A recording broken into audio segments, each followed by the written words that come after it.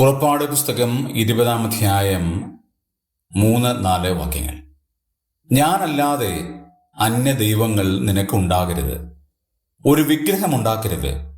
മീതെ സ്വർഗത്തിലെങ്കിലും താഴെ ഭൂമിയിലെങ്കിലും ഭൂമിക്ക് കീഴെ വെള്ളത്തിലെങ്കിലും ഉള്ള യാതൊന്നിൻ്റെയും പ്രതിമയും അരുത്. പുറപ്പാട് പുസ്തകം 20-ാം അധ്യായത്തിൽ 10 കൽപ്പനകൾ പങ്കുവച്ചിരിക്കുകയാണ്. ദൈവം കൊടുത്ത മൊത്തം 613 കൽപ്പനയുടെ സംക്ഷിപ്ത രൂപമാണ് 10 കൽപ്പനകൾ. അതിൽ 1-2 കാര്യങ്ങളാണ് നമ്മൾ വായിച്ചത്. ഞാനല്ലാതെ അന്യ ദൈവങ്ങൾ ഉണ്ടാകരുത് എന്ന 1-ാമത്തെ കൽപ്പനയും 2-ാമത്തെ കൽപ്പന ഒരു വിഗ്രഹം ഉണ്ടാക്കരുത് എന്നാണ്.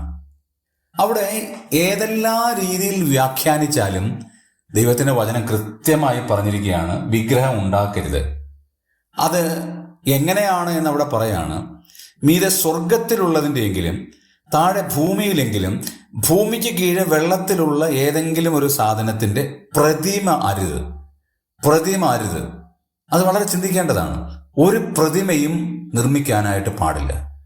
അത് തെറ്റാണ്.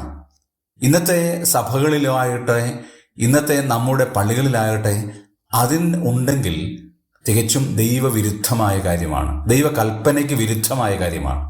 നാം അത് സശ്രസ്ത്രം ശ്രദ്ധിക്കുകയും പഠിക്കുകയും ചെയ്യണം. ദൈവത്തിന്റെ കൽപ്പന ഒരിക്കലും ലംഘിക്കുവാൻ പാടുള്ളതല്ല.